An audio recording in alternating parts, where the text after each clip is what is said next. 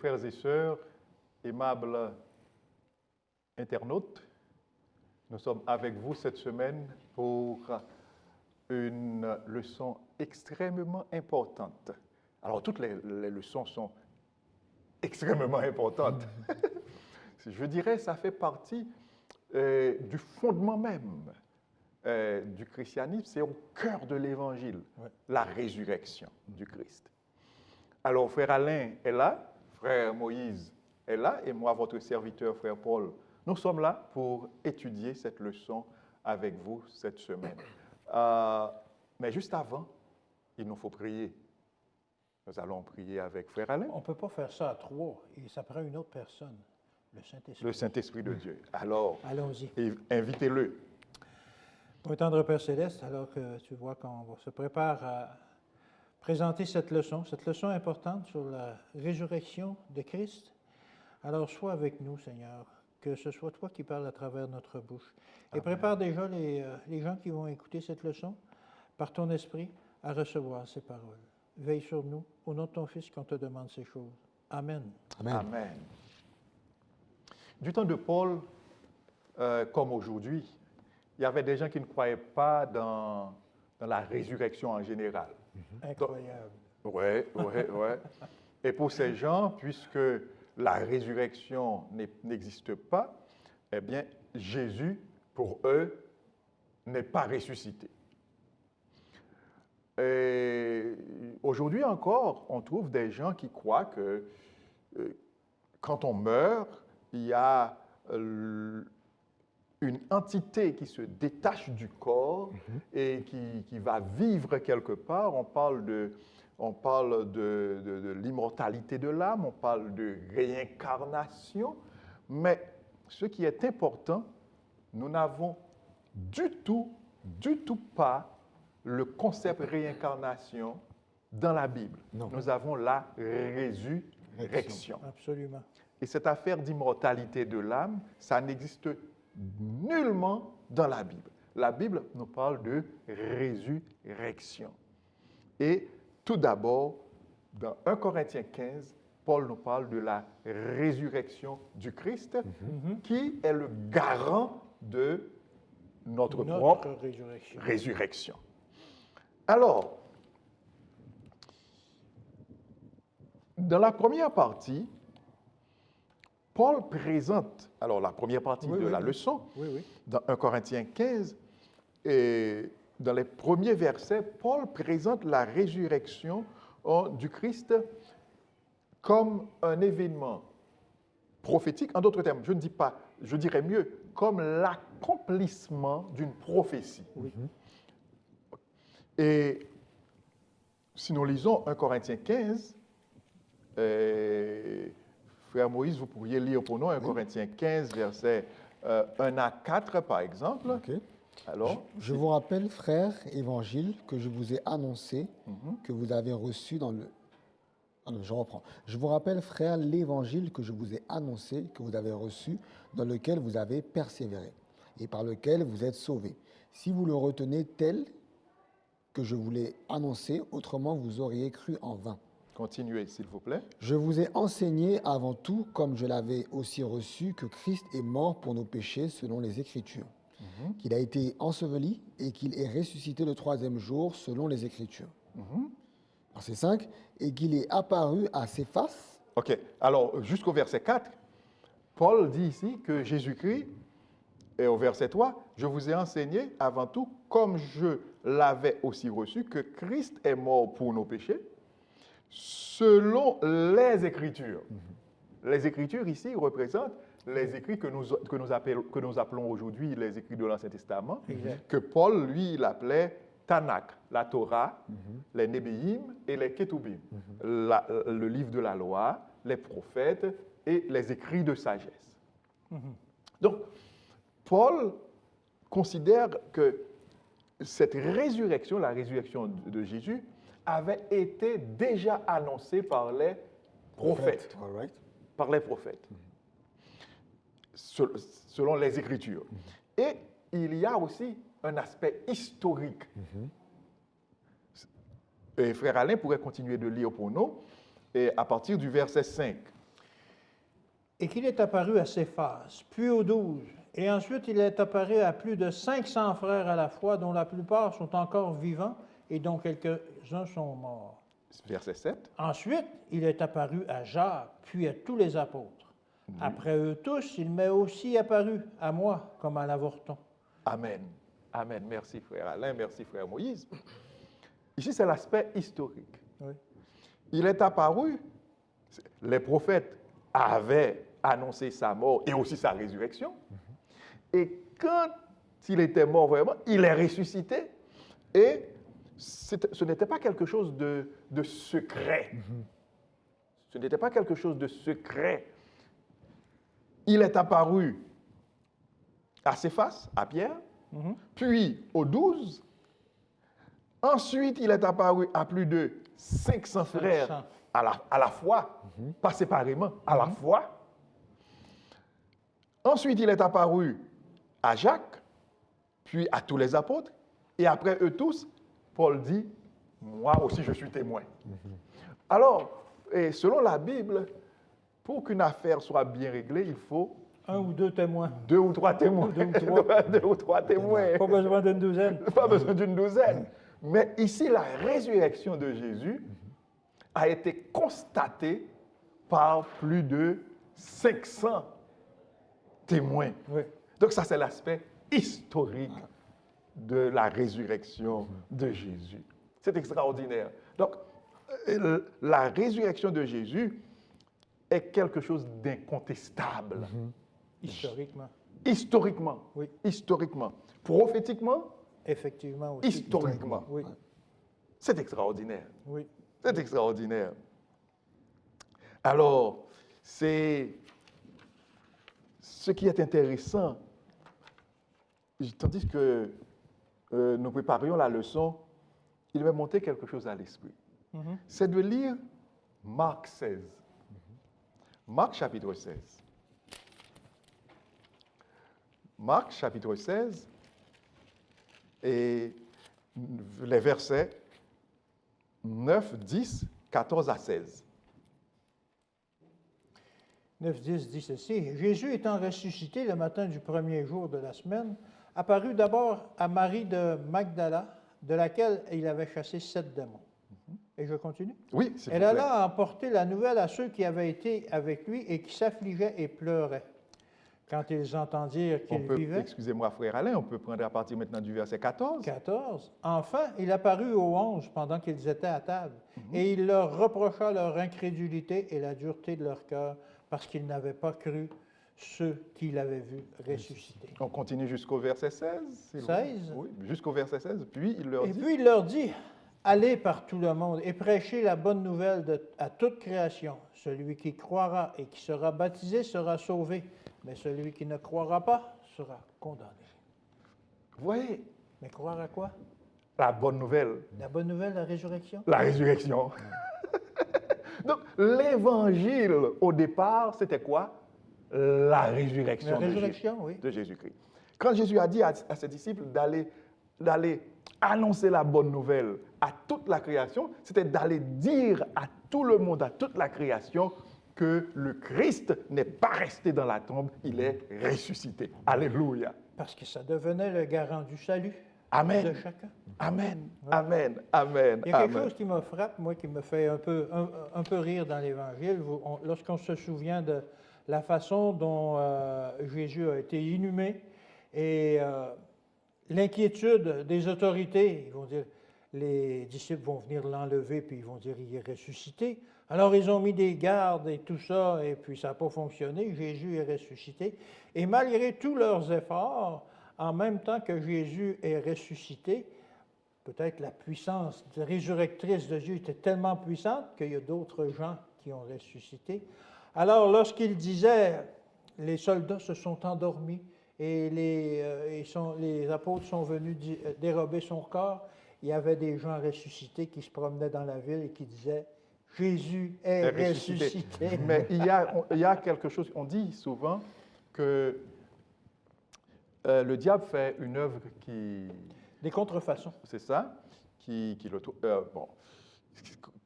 Parce que des soldats romains disent qu'ils étaient endormi. endormis ou qu'ils étaient en train de somnoler, de Ouais. dormir. Ça, c'est un crime. Ah oui, c'était un crime.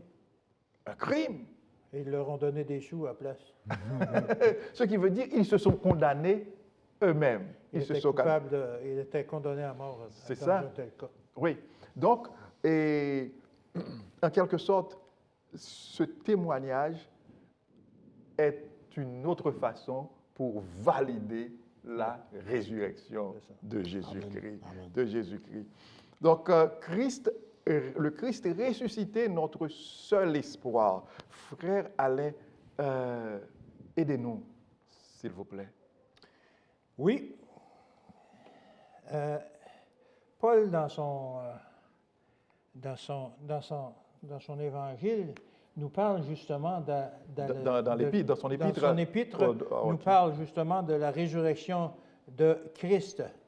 Et au verset, dans 1 Corinthiens 15, au verset 12, il dit ceci, et je paraphrase, parce que ce n'est pas ces mots exactement, mais juste pour traduire son émotion ou son intention. Il dit, « Quoi? Certains d'entre vous peuvent-ils dire qu'il n'y a pas de résurrection des morts? » Et il continue dans ce sens et extrapole là-dessus sur la résurrection des morts. Mais comme on l'a mentionné tout à l'heure, comme tu l'as mentionné, c'est ça, c'est la garantie pour nous. Et il continue en disant, c'est inconcevable de douter de la résurrection, en particulier parce qu'il y a eu des témoins oculaires. On les a vus au-delà de 500 personnes, peut-être presque 600. Et ces gens-là peuvent attester. Mais pire encore, c'est que sans la résurrection, si tous les gens aujourd'hui qui disent que Christ n'est pas ressuscité, il y a plein il y a des religions qui le disent, il y a en tout cas, on peut penser aux Juifs qui n'ont pas vu le Sauveur venir le moment Ou qui venu. attendent encore le Messie. Ils attendent encore le Messie. Il y en a aussi, frère Alain, qui disent que Jésus est mort à 75 ans en Égypte. Oui, il y a aussi des histoires de ce genre, frère Moïse sourit. Effectivement, J'avais entendu ça. comme on le disait tout à l'heure, Ouais. lorsque Dieu fait quelque chose, Satan propose des contrefaçons. pour Ouais. nous mêler, nous mélanger. Mais effectivement, comme Paul le dit, s'il n'y a pas de résurrection, s'il n'est pas ressuscité, on peut aller On peut lire, oui. explorer la parole. 1 Corinthiens 13, 1 Corinthiens 15, on commence au verset 13. Ouais. Alors il dit ceci, s'il n'y a point de résurrection des morts, Christ non plus n'est pas ressuscité. En principe. En principe. En principe. Alors si vous ne croyez pas à la résurrection, vous n'allez pas croire que Christ est ressuscité. Il continue, et si Christ n'est pas ressuscité, notre prédication est donc vaine. Ça ne donne rien tout ce qu'on vous a dit. C'était des mensonges, c'était des erreurs. Et nous prêchons en vain. Et nous prêchons en vain. Notre temps. Nous perdons notre temps. Et qu'est-ce qu'il dit aussi? Et votre foi est vaine. Vous croyez à ça, mais ça n'a pas de sens. C'est-à-dire, Parce que tout est basé là-dessus. sur la résurrection du La Christ. résurrection. La bonne nouvelle. La bonne nouvelle. Amen. Il se trouve même que nous sommes de faux témoins à l'égard de Dieu. Il continue à extrapoler dans la notion que l'on rejette la résurrection, puisque nous avons témoigné contre Dieu qu'il a ressuscité Christ, tandis qu'il ne l'aurait pas ressuscité, si les morts ne ressuscitent point. Alors, il met l'accent, il met l'emphase que la résurrection, elle existe. Et comme on l'a dit tout à l'heure, c'est pour nous, c'est la base. Parce que s'il n'y a pas de résurrection, il n'y a pas de salut. Parce qu'on ne peut pas se sauver nous-mêmes. Peu importe ce que l'on fera, peu importe que l'on se flagelle, que l'on mène une vie dans un monastère enfermé en priant. Que l'on fasse des pèlerinages Des de pèlerinages milliers de kilomètres. Oui, qu'on monte des escaliers à genoux, comme ça se voit à certains endroits. Et ce n'est pas la solution. Ce n'est pas la solution. Plusieurs ont essayé ça et ont toujours eu l'esprit vide et n'ont jamais eu cette paix d'esprit concernant leur résurrection, parce qu'elle n'était pas basée sur la résurrection de Christ. Si je comprends bien, frère Alain, on peut faire tout ce que vous venez de mentionner là, pèlerinage, et comment dire encore, tout ça, et et continuer de traîner Un vide. un vide Un et un sentiment de culpabilité. Culpabilité, effectivement. C'est l'apôtre Pierre qui dit dans Acte 4, verset 12, « Il n'y a de salut en aucun autre, car il n'y a aucun autre nom qui a été donné parmi les hommes par lequel nous devions être sauvés. Jésus et Jésus seul. » Et vous connaissez l'histoire de Luther, qui lui-même voulait faire toutes sortes de sacrifices pour avoir le salut et qui s'exprime en disant que jamais il l'a trouvé, jusqu'au moment où il a ouvert le livre qui était enchaîné à la muraille et qui a découvert Christ. Christ qui était ressuscité pour nos péchés, pour notre salut. Alors, il est mort, il était mort, Oui, il était mort et il est ressuscité pour notre salut. et lui est ressuscité parce qu'il il répondait aux conditions de Dieu pour avoir le droit de nous offrir le salut. Il a mené une vie sans péché. Il est mort comme un agneau va à l'abattoir. Il ne s'est même pas révolté à ce moment-là. Et il est allé dans la tombe. Il a vécu la mort. Il a vécu la condamnation. Le salaire du péché, c'est la mort. Et on ne parle pas de la mort temporaire, La mort qui éternelle. va revenir lorsqu'il va avoir une résurrection. On parle de la mort éternelle. Éternelle. Mais cette mort n'a pas pu le retenir Non. parce qu'il n'y avait pas de condamnation contre lui. Il avait mené une vie sans péché, donc il avait droit de revenir. Dieu avait droit de le ressusciter. Et c'est pour ça, c'est lui maintenant notre garant. Et si on n'a pas cette, comme le dit Paul dans ce chapitre, si on n'a pas cette croyance-là, cette doctrine-là que la résurrection existe et que Christ est ressuscité, ben, il utilise toutes sortes de termes. On est des faux témoins. On notre croit en vain, prédication est vaine. notre foi est etc., vaine, tout ça. etc. On est des menteurs. etc. Menteur. Oui, mais il semble que Frère Moïse allait dire quelque chose, mais juste avant Frère Moïse, si vous me le permettez, l'apôtre Jean dit dans 1 Jean, chapitre 1er, 1 Jean, chapitre 1er, verset 9, et 1 Jean, chapitre 2, verset 1er. Il dit quelque chose que, si vous trouvez le texte avant moi, vous pouvez le Oui, lire je pour moi, peux y s'il vous aller. plaît. Allez-y. Si nous confessons nos péchés, il est fidèle et juste pour nous les pardonner et nous purifier de toute iniquité. Le premier verset du chapitre 2 aussi, s'il vous plaît. Mes petits enfants, je vous écris ces choses afin que vous ne péchiez point. Et si quelqu'un pêche, nous avons un avocat auprès du Père, Jésus-Christ le juste. Nous avons Un avocat. si quelqu'un pêche, Oui. nous avons un avocat auprès du Père, Jésus-Christ le juste. Juste. Donc, si Jésus n'avait pas été ressuscité, il n'aurait pas été Notre avocat. cet avocat Non. auprès du Père pour nous. Et nous serions juste perdus et condamnés éternellement. Donc, la résurrection de Jésus, et quand on lit par exemple l'épître de Paul aux Hébreux, c'est la résurrection de Jésus qui consacre aussi le ministère sacerdotal de Jésus pour nous dans le ciel, son ministère de grand prêtre. Oui. Voyons, donc, et comme Paul dit, nous avons un souverain sacrificateur. C'est ça. OK?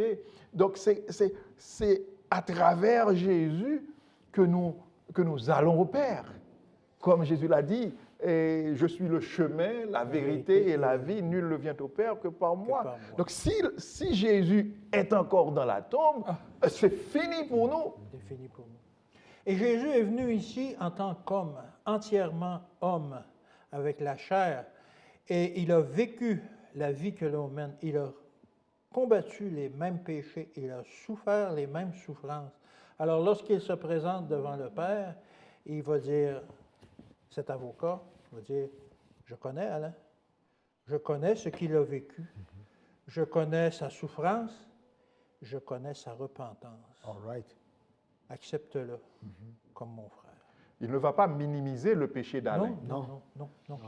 mais il va faire valoir Sa justice, Sa son vie. sang. sa propre justice Amen. Oui, et la valeur expiatoire et propitiatoire de son sang All right. que Alain a accepté Amen. par la foi. exactement. Amen, Amen. amen, amen, amen.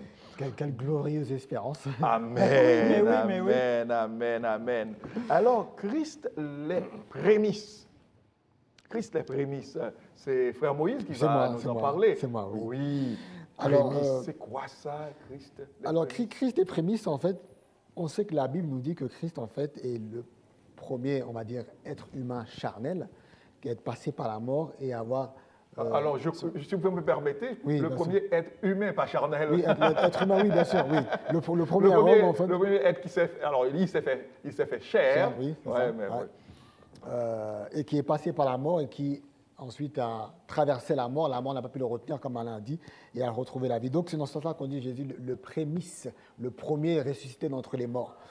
Il a vaincu Il la a mort. vaincu la mort, amen. Alors, on va lire dans 1 Corinthiens 15, parce qu'on est dans le livre des Corinthes, 1 Corinthiens 15 à partir du verset 20 à 23. Alors je lis, « Mais maintenant Christ est ressuscité des morts. Il est les prémices de ceux qui sont morts. Car puisque la mort est venue par un homme, c'est aussi par un homme qu'est venue la résurrection des morts. Et comme tous meurent en Adam, de même tous revivons en Christ. Mais chacun en son rang, Christ comme prémisse, puis ceux qui lui appartiennent à Christ lors de son avènement. Donc là, ça rejoint un peu ce que tu disais, il n'y a pas d'âme immortelle ou qui vit, non, tous meurent en Adam. Et à l'avènement du Christ, donc l'avènement, pour ceux qui ne seraient pas forcément familiers avec ce mot, c'est lorsque Jésus reviendra sur la terre pour mettre fin au mal et ressusciter en fait ceux qui lui appartiennent. À ce moment-là, en fait, grâce à Jésus-Christ, on retrouvera en fait la vie. Pour pouvoir Ce qui vivre veut avec lui, dire, la vie éternelle. ceux qui sont morts en Jésus-Christ pourront ressusciter. Alors, Jésus va ressusciter ceux qui auront été morts en lui. En lui, ça? les ressusciter premièrement, parce qu'on voit ensuite Ok. qu'il y a une seconde Il y a une résurrection. première en fait, résurrection et une seconde. une seconde ok, résurrection. ok. Donc on n'en rentrera pas là, mais voilà ce qui est annoncé. Alors,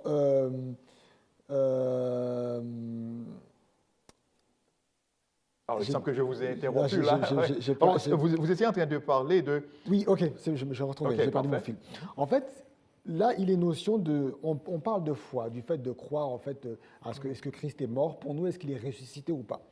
Et bien qu'effectivement, ça demande une notion de foi, mais il y a beaucoup d'éléments qu'on a nommés tout à l'heure. En fait, on parle de l'Ancien Testament, et juste avant de les nommer, il y a une citation d'une auteure, enfin disons Madame White, hein, qui nous dit que ce que nous n'avons rien à craindre de l'avenir, si ce n'est d'oublier comment Dieu nous a conduits dans le passé. En fait, la venue de Jésus en fait, a été annoncée depuis la Genèse. Oui. Depuis la Genèse, depuis le moment où Genèse 3, verset 15. le serpent a été écrasé. Depuis ce moment-là, en fait, un sauveur a été promis et annoncé pour l'humanité. Et ce qui est magnifique, en fait, avec le Seigneur, parce que Dieu, vous savez, il y a un proverbe qui dit que le diable est dans le détail, c'est dans les petites choses, mais c'est dans le détail aussi qu'on voit la main de Dieu. On voit la main de Dieu, en fait, Dieu est dans le détail, parce que c'est dans le détail qu'on se dit, waouh, effectivement, les choses aussi précises ne peuvent pas être le fruit du hasard. Et en fait, Christ, en fait, a été annoncé à une époque bien précise. On a su, en fait, à quel moment Jésus venait des mages. Lorsqu'on prend, par exemple, on connaît l'histoire des mages. Les mages, en fait, ont su qu'un sauveur était né. Pourtant, les mages n'étaient pas israélites. Non. Mais comment ils l'ont su? Les mages, en fait, on sait que c'est Roboam, il me semble. Je ne me rappelle plus du. Bon, j'ai une confusion. Mais en tous les cas, en fait, ils avaient des écrits en fait, de l'Ancien Testament. C'est ce qui leur a permis de savoir qu'un sauveur était né à Jérusalem, allait naître à Bethléem. Et c'est ce qui leur a permis ils avaient vu l'étoile. Ils avaient vu l'étoile. Ouais, l'étoile annoncée, qui était annoncée cette dans étoile cet royale. Testament. Tout à fait. Et ça, en fait, malheureusement, des propres Juifs, des Israélites de l'époque, avec cette même Bible, n'avaient pas conscience de ça. Mais eux, parce qu'ils étaient parce qu'ils étudiaient, en fait, ils cherchaient sincèrement et humblement. Et humblement. La sincérité et l'humilité. C'est les prérequis pour que Dieu puisse nous donner un discernement. Mais toujours est-il que, alors le Christ est venu vraiment, c'était annoncé, de la même manière que c'était annoncé, sa mort était annoncée aussi. On parle, sans rentrer dans le gros détail, on parle d'une semaine prophétique. Oui. Un oin sera retranché au milieu de la semaine. Oui. Daniel chapitre 8 et 9. Exactement. Et la chose s'est passée à la perfection comme ça a été annoncé. Donc quand même, lorsqu'on voit ça, ça soutient, notre foi n'est pas juste basée sur... non, il y a un historique derrière ce qu'on croit. Oui, c'est pourquoi nous avons dit au commencement que la résurrection de Jésus est un accomplissement prophétique. All right. Un accomplissement. Paul l'a dit au début, là, selon les Écritures, c'est-à-dire tous les écrits de l'Ancien Testament. Et puis, c'était aussi un événement historique, c'est-à-dire il y avait des témoins, qui pouvaient en témoigner, qui pouvaient attester. Tout à fait. Pardon, qui pouvaient attester. Mais j'ai un problème ici avec prémisse, frère Alain. Paul dit que Jésus est le premier des ressuscités. OK? Oui. Je pense que les internautes sont en train de se dire, mais non, Jésus lui-même a ressuscité Lazare. Et puis, il y avait des ressuscités, même dans l'Ancien Testament. On se rappelle comment, même à la mort d'Élisée, à l'inhumation d'Élisée, il y avait une résurrection. Et Élisée lui-même a ressuscité, je crois, un mort. Et Élie, je crois, a fait la même chose, si j'ai bonne mémoire. Comment expliquer que Jésus est le premier des ressuscités ici? Là, ça, c'est quelque chose que nous devons considérer. En fait, alors, un élément, si je peux me permettre, un élément qu'on peut voir, c'est que, effectivement, Lazare, qui est un bel exemple, Lazare a été ressuscité, mais Lazare aujourd'hui est mort. Oui. Il est mort. Le Christ, en tout cas, l'une des mentions qu'on peut voir, c'est que le Christ est le premier qui est ressuscité, mais qui aujourd'hui est toujours en vie. Il n'est pas repassé par cette mort. Donc on voit vraiment que, même si les autres, effectivement, ont quitté la mort et sont revenus à la vie, mais aujourd'hui, ils demeurent dans la mort. Ils attendent le retour du Christ. Mais je n'aimerais pas compliquer la situation. Non, il n'y a pas de problème, il n'y a pas de souci. Je n'aimerais pas compliquer la situation, mais Moïse...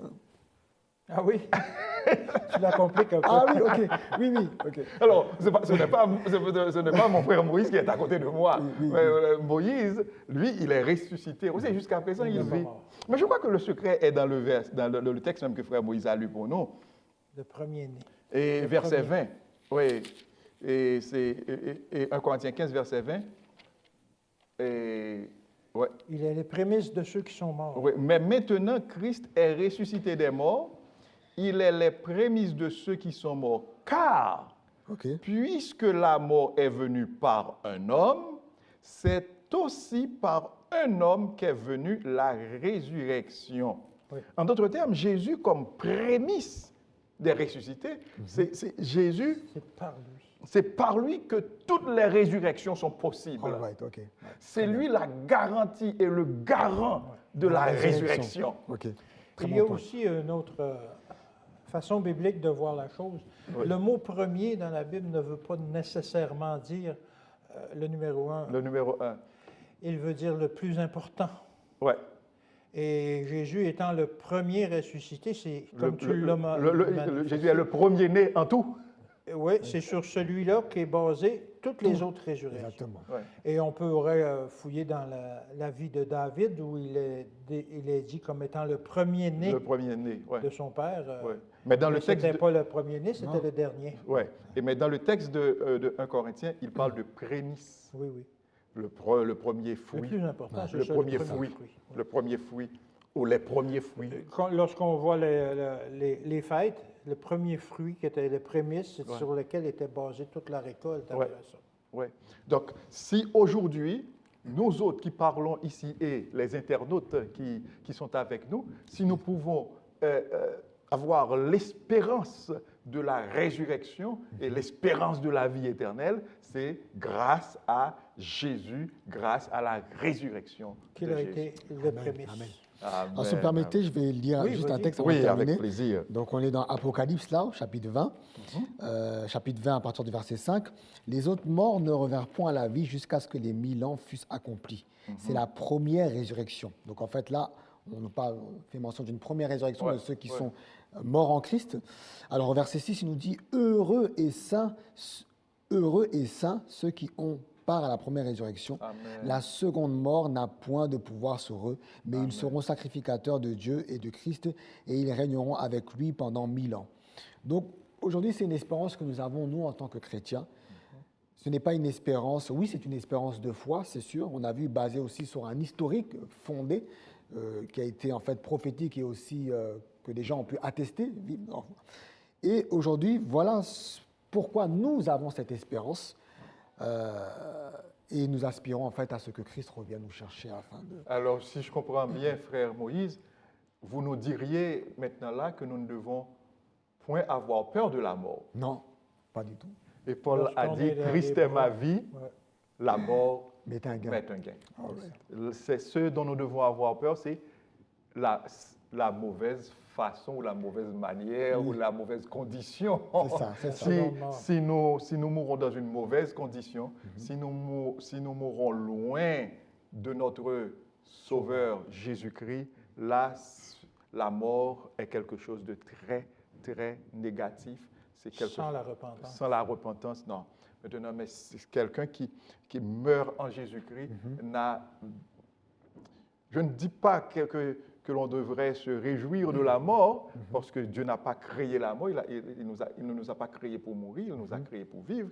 Mais quand nous lisons toutes ces belles déclarations bibliques, et particulièrement, il y a un texte que j'aime aussi dans Apocalypse 14, verset 13, « Heureux dès à présent, Bon, les morts qui... » Alors, heureux dès à présent, on pourrait lire, c'est rapidement, Apocalypse 14, verset 13, « Heureux dès... » Et j'entendis du ciel une voix qui disait, « Écris, heureux dès à présent les morts qui meurent dans le Seigneur. Oui, dit l'Esprit, afin qu'ils se reposent de leurs travaux, car leurs œuvres les suivent. » Bien-aimés, nous ne devons pas avoir peur de la mort. Nous n'allons pas chercher la mort. Nous n'allons pas nous suicider. Mais nous ne devons pas avoir peur de la mort. Nous devons chercher surtout à avoir vraiment Jésus comme notre Sauveur, notre Seigneur, le garant de notre résurrection. Amen, amen. Ah, Et la mort devient un sceau. On Ouais. est scellé maintenant. Amen, amen, amen, amen.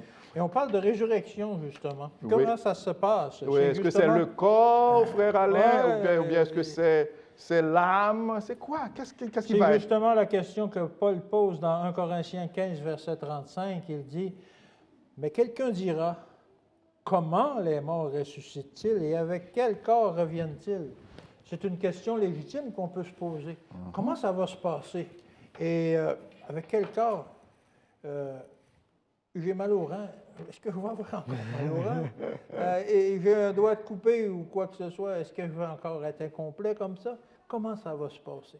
Et Paul est très clair dans cette façon de décrire la résurrection. Il le présente comme une analogie. 1 Corinthiens 15, versets 36 à 38, on peut les lire, 36 à 38. Insensé, ce que tu sèmes ne reprend point vie s'il ne meurt.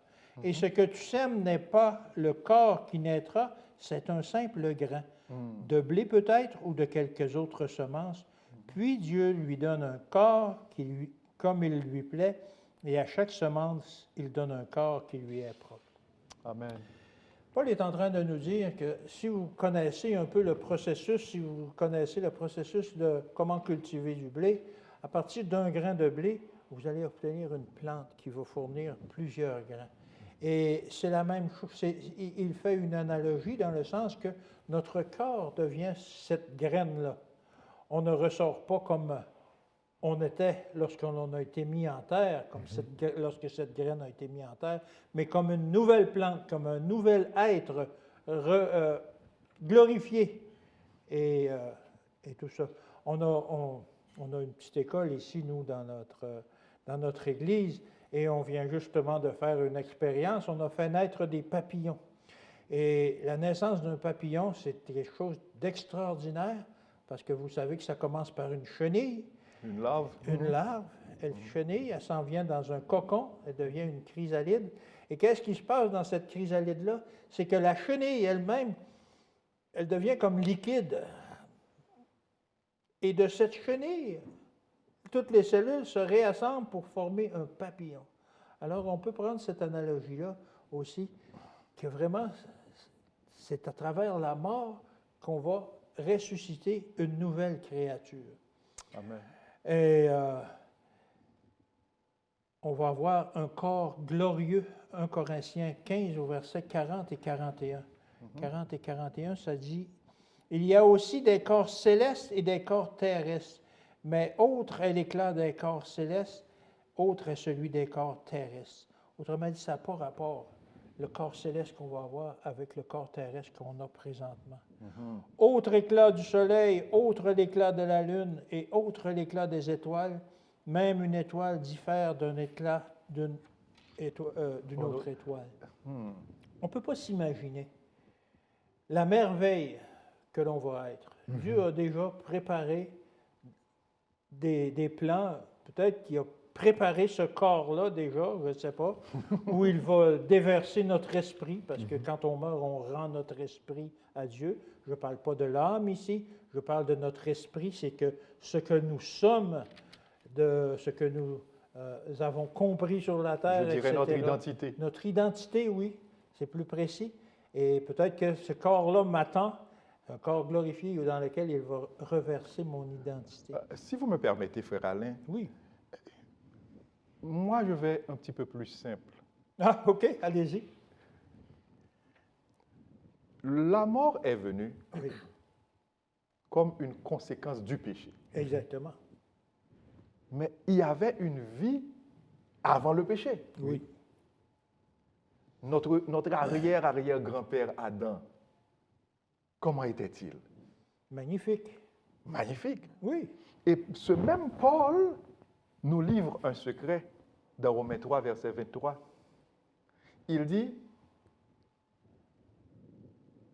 tous ont péché Oui. et sont privés de la gloire de Dieu.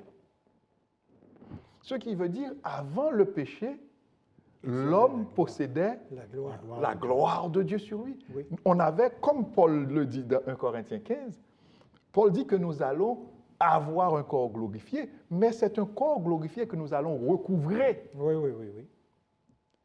Et c'est la tragédie qu'a vécu Adam et Ève, parce que lorsqu'ils ont péché, ils ont dit « Hey, il nous manque quelque chose. Nous sommes nus. Nous sommes nus. » Ils Et- avaient perdu la gloire de Dieu. C'est ça, ils avaient perdu la gloire de Dieu. Donc c'est cette gloire que nous allons recouvrer. Avec en plus, nous allons être réparés, Oui. toutes les infirmités que nous avons Eh oui. aujourd'hui vont disparaître. Amen, amen. Et ceux qui sont morts, par exemple, manchots, vont avoir leurs deux bras, etc. On va être reconstitué totalement. Mais le corps que l'on aura, ce sera le corps, à mon avis, et si nous restons dans le contexte biblique, ce sera le corps de l'Adam avant le péché, Oui, oui, oui, absolument. avec la gloire de Dieu. Oui, absolument. Oui. Ah, mais la Bible est quelque chose de merveilleux. Non, de merveilleux. Les belles Merveilleux, merveilleux, merveilleux. Alors, je ne sais pas si Frère Alain a terminé avec le Oui, corps on ressuscité. peut On passer pourrait à la passer journée de à la jeudi. victoire finale sur la mort. Amen. Ah là là, c'est le moment auquel nous soupirons tous. Ouais, Ah oui, effectivement. après lequel nous soupirons tous, oui.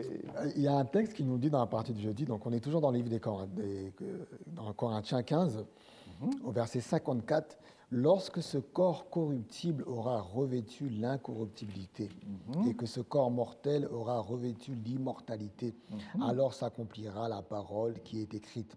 La mort a été engloutie dans la victoire. Amen. Ô mort, où est ta victoire? Amen. Ô mort, où est ton aiguillon? L'aiguillon de la mort, c'est le péché, et la puissance du péché, c'est la loi. Mais grâce soit rendue à Dieu qui nous donne la victoire par Jésus-Christ, notre Seigneur et notre Sauveur. » Amen, amen, amen. En fait, ces paroles se suffisent en fait à elles-mêmes parce que c'est l'espérance que nous avons tous. Amen. Et on se dit, plaise à Dieu que ce jour arrive le plus vite possible, afin qu'on puisse quitter toutes les conditions dans lesquelles on vit aujourd'hui. Et nous, on n'est pas les plus mal lotis. Bon, Alain parlait tout à l'heure de douleurs physiques qu'on peut avoir, qui peuvent nous entraver d'une certaine manière. Mais lorsque je lis ce texte, par exemple, je pense souvent aux gens qui vivent vraiment dans des situations précaires, des gens qui vivent dans des pays, en fait, où c'est vraiment très difficile. Et je me dis toujours que, bien que moi je soupire, en fait, à ce retour de Christ, mais je n'imagine même pas dans le cœur d'une personne comme ça, son espérance, quoi. Et, Donc vous voulez nous dire, frère Moïse, il y a des gens qui souffrent vraiment sur cette terre. bien entendu. Ouais. Ouais. Alors, moi, je n'estime pas que je souffre. Je suis un privilégié. Je vis dans un pays, je travaille. Mais oui. tout va bien. Maintenant, ça ne veut pas dire que... Enfin, oui, c'est sûr que pour moi, c'est une sorte de privilège.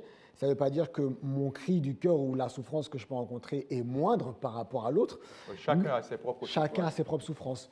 Mais en tout cas, avec mes yeux et mon intellect, je vois bien que je suis dans une situation privilégiée par rapport à certains dans le monde. Et bien entendu, lorsque cette personne-là lit une parole comme ça, parce que nous, aujourd'hui, le problème qu'on a avec notre société aujourd'hui, c'est que tout va tellement bien pour nous que Où nous pensons que Enfin, tout va. oui, nous pensons que tout va tellement bien pour nous au point que même si Jésus ne revient pas, ben, ce n'est pas si pire, comme on peut dire en québécois. Parce qu'en fait, on vit notre vie de ça. Mais il y a vraiment des personnes qui sont dans des conditions, en fait, elles aspirent vraiment que Jésus vienne parce qu'elles ont besoin d'être délivrées des conditions dans lesquelles nous sommes. Et ça, c'est l'un des pièges auxquels il nous faut faire attention aujourd'hui, nous, occidentaux, c'est que le confort dans lequel nous vivons puisse nous faire tomber dans un certain laxisme et ne plus aspirer en fait à ce retour que Jésus en fait revienne. Donc, mais toujours est-il qu'en tous les cas, nous aspirons à ce que Christ en fait revienne. Parce qu'il n'y a pas seulement les souffrances physiques, il y a les souffrances spirituelles, les souffrances morales. Chacun de nous lutte avec des péchés, comme Paul le dit, c'est lutte au-dedans, voilà, crainte au-dehors. Il y a un cantique aussi qui reprend ces paroles, qui paraphrase ces paroles de Paul. Donc, chaque chrétien souffre d'une manière, d'une certaine façon. Et on a des enfants, on a des parents qui souffrent autour de soi. On souffre aussi, pas seulement physiquement, mais spirituellement. Ouais, moi, je pense que la plus grande souffrance, le plus grand combat, la plus grande bataille, c'est la bataille spirituelle. La bataille spirituelle. Donc, avec le retour de Jésus, tout cela finira. Amen. Tout cela finira. Et puis, il y a un autre aspect, c'est que on ne doit pas être égoïste, hein, parce que la venue de Jésus va être une libération totale, une délivrance totale. Amen. Alors, juste avant de terminer, il y a la partie du vendredi qui nous apporte une note extraordinaire. C'est tiré du livre Jésus-Christ et d'Ellen White. Et aussi, nous lirons un autre paragraphe tiré de l'histoire de la rédemption, toujours du même auteur. Et de la même auteur, Ellen White. La divinité du Christ donne aux croyants l'assurance de la vie éternelle. Amen. Amen. Amen. La divinité du Christ donne aux croyants l'assurance de la vie éternelle. Celui qui croit en moi vivra, dit Jésus, quand même il serait mort. Et quiconque vit et croit en moi ne mourra jamais. Crois-tu cela? Ici, le Christ plonge son regard en avant vers l'époque de son retour. Il parlait à Marthe, et c'était lors de la mort de Lazare qu'il a prononcé ces paroles. Crois-tu cela? Et alors, les justes qui seront morts ressusciteront incorruptibles, et les justes qui seront vivants seront transportés au ciel sans passer par la mort. Et ils auront connu aussi une transformation, ils seront transmués. Les justes vivants. Le miracle que le Christ allait accomplir en ressuscitant Lazare d'entre les morts devait représenter la résurrection de tous les justes. Amen. La terre fut fortement ébranlée à la voix du Fils de Dieu qui appelait les saints hors de leur sépulcre. Les saints répondirent à son appel, apparurent revêtus d'une glorieuse immortalité et s'écrièrent, la mort est supprimée, la victoire est complète. Amen. Amen. Mort, où est ta victoire? Mort, où est ton pouvoir de tuer? Alors les saints vivants et les saints ressuscités élevèrent leur voix et firent entendre un long cri de victoire. Amen. Ces corps qui avaient été déposés dans la tombe, portant les marques de la maladie et de la mort, en sortirent triomphants, pleins de santé, alléluia, et de force. Les saints vivants furent transformés en un instant, en un clin d'œil, et enlevés avec ceux qui étaient ressuscités. Tous ensemble, ils allèrent au-devant du Seigneur dans les airs. Oh, quelle glorieuse réunion! Des amis que la mort avait longtemps séparés se retrouvaient pour ne plus jamais se quitter. Alors ici, c'est une vision que ce roi était en train de nous rapporter, mais c'est exactement de cette façon que les choses se passeront. Amen. Tous ensemble. Quelle espérance. Alléluia. Magnifique. Alléluia. Tous ensemble, nous irons à la rencontre de notre Sauveur et Seigneur. Sur les nuées, dans sa gloire. Bien-aimés, c'est notre espérance. C'est notre plus grande espérance. Alors, le souhait de cette équipe pour vous, c'est que ce soit aussi votre espérance. Retenez-la fermement, car c'est une espérance certaine. Alors, nous vous disons merci pour nous avoir suivis jusqu'à présent. Nous allons terminer avec une prière qui sera faite par frère Moïse. Très bien. Lève la tête.